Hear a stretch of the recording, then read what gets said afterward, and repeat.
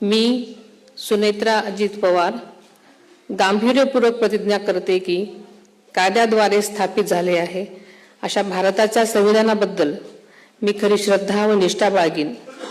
मी भारताची सार्वभौमता व एकात्मता उन्नत राखीन।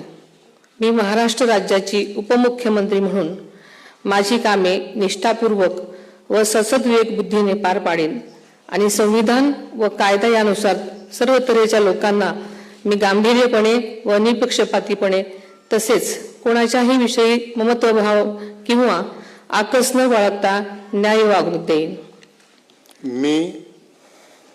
मी सुनेत्रा अजित पवार गांभीर्यपूर्वक प्रतिज्ञा करते की महाराष्ट्र राज्याची उपमुख्यमंत्री म्हणून माझ्या विचारार्थ आणली जाईल किंवा मला ज्ञात होईल अशी कोणतीही बाब अशी